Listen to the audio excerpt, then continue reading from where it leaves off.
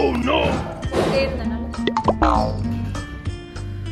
அப்புறம் வந்து பாத்தீங்கன்னா இந்த மாதிரி உட்காந்து இன்டராக்ட் பண்ற மாதிரி ஒரு வீடியோ வந்து நான் ஷூட் பண்ணியிருக்கேன்.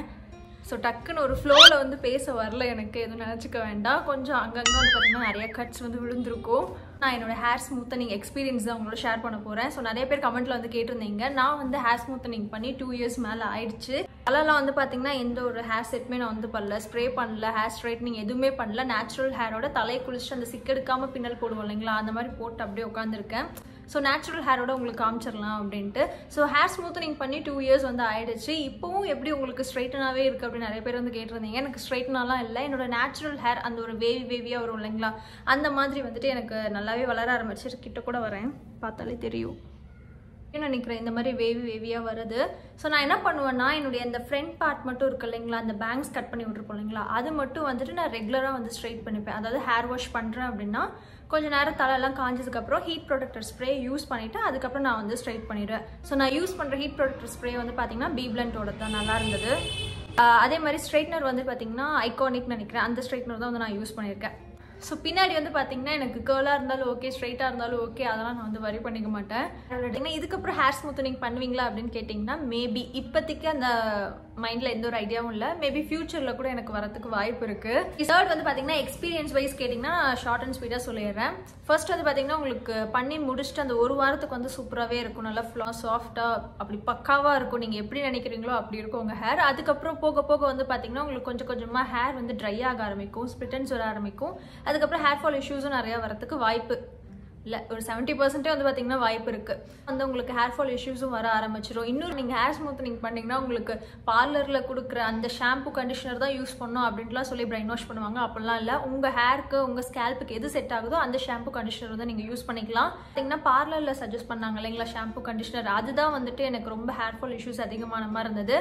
நான் பர்சனலாக என்னுடைய ஸ்கேல்ப்புக்கு என்னுடைய ஹேருக்கு செட் ஆகிற ஷாம்பூஸ் இருக்குங்களா, அது யூஸ் பண்ணப்போ எனக்கு ஹேர் ஃபால் இஷ்யூஸ்லாம் எதுவுமே இல்லை. அதே மாதிரி வந்துட்டு இந்த நம்ம ப்ராப்பராக பண்ணுவோம் இல்லைங்களா, அந்த ஒரு ஹேர் கேர் ரொட்டீன், அந்த வீக்லி ட்வைஸ் வந்து ஆயில் பாத் எடுத்துக்கிறது, ஹேர் மாஸ்க் யூஸ் பண்ணுறது, டெய்லி வந்துட்டு கரெக்டாக ஹேரை கோம் பண்ணுறது, இந்த மாதிரிலாம் நம்ம பண்ணிட்டு இருந்தோம்னா நமக்கு வந்துட்டு ஹேர் ஃபால் இஷ்யூஸ் அவ்வளோவா இருக்காது.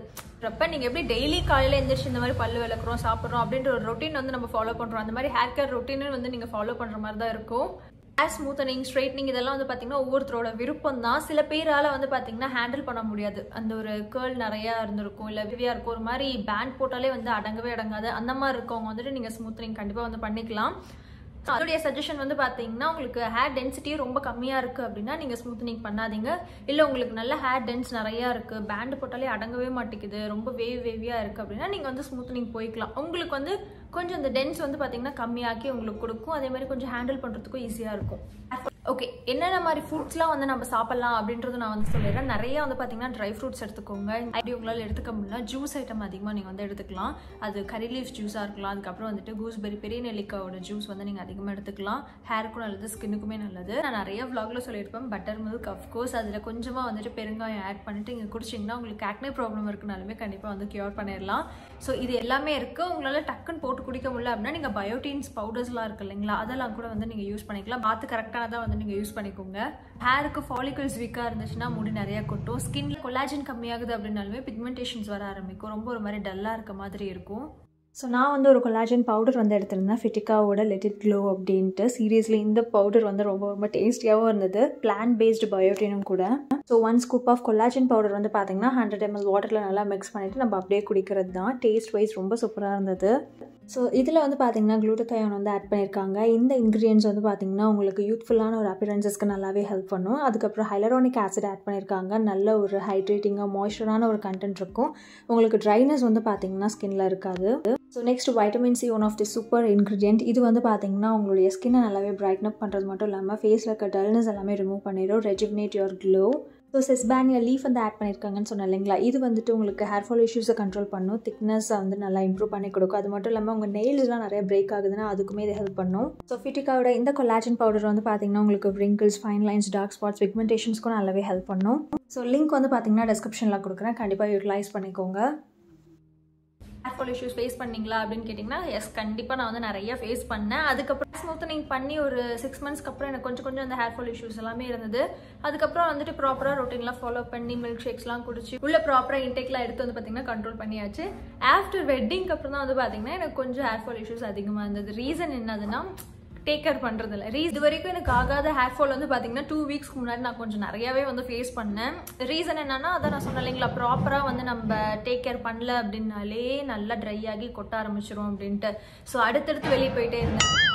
அடுத்தடுத்து வந்து பார்த்தீங்கன்னா மந்த்லேயே வந்து நான் ஃபர்ஸ்ட் கொடைக்கானல் போனேன், திருச்சி போனேன், அதுக்கப்புறம் மதுரை போனேன், அதுக்கப்புறம் ஏற்காடு போனேன். இப்படி அடுத்தடுத்து போயிட்டே இருந்தனால பார்த்துக்கவே முடியல. அதனால ஏகப்பட்ட ஹேர் ஃபால் இஷ்யூஸ் நானுமே ஃபேஸ் பண்ணேன். அண்ட் இன்னொரு விஷயம் நான் உங்ககிட்ட சொல்லட்டுங்களா, நிறைய ஹேர் மாஸ்க் யூஸ் பண்ணி நான் ஒரு 2 years பேக்ல வந்து போட்டிருப்பேன். இப்போ நான் ஹேர் மாஸ்க் யூஸ் பண்ணியே வந்துட்டு 1 year ஆக போகுது. ஒரு ஹேர் மாஸ்க் ரிலேட்டட் வீடியோஸும் வந்து நம்ம சேனலில் நீங்கள் ரீசெண்டாகவும் பார்த்துருக்க முடியாது, இல்லை ஒரு 3 months 4 months பேக்கும் நீங்கள் வந்து பார்த்துருக்கவே முடியாது. ஏன்னா 1 year ஆயிடுச்சு. நான் வந்து இந்த 1 yearமே வந்து பார்த்தீங்கன்னா ஆயில் அப்ளை பண்ணிட்டு ஹேர் வாஷ், ஆயில் அப்ளை பண்ணிட்டு ஹேர் வாஷ், இதை மட்டும்தான் என் ரொட்டீன்லேயே இருந்துட்டு இருந்தது. ஏன்னா நிறைய உங்களுக்கே தெரியும் நிறைய விஷயம் நடந்தது, அது எல்லாத்துலேயும் கான்சென்ட்ரேட் பண்ணுறதுலனால ஹேர் மாஸ்கில் என்னால் கான்சென்ட்ரேட் வந்து பண்ணவே முடியல. போயிட்டே இருந்ததுல வந்து பார்த்தீங்கன்னா எனக்கு இந்த எண்ணெய் வச்சுட்டு வெளியே போகிறதே வந்து எனக்கு பர்சனலாக வந்து பிடிக்கவே இல்லை. அதனால ரொம்ப மண்டையை காய விட்டேன். அதிலே ரொம்ப ட்ரை ஆகி எனக்கு இப்போ முன்ன ஹேர் கட் பண்ணுற வீடியோ ஒன்று போட்டிருப்பேன். இப்போ அகெயின் வந்து அதில் ஸ்பிட்டன்ஸ்லாம் வந்து கொஞ்சம் படாத பாட்டு நானும் பட்டுட்டு தான் இருக்கேன். பட் இப்போதான் கொஞ்சம் கொஞ்சமாக கேர் பண்ணுற அந்த ஒரு இதுக்குள்ளேயே வந்திருக்கு.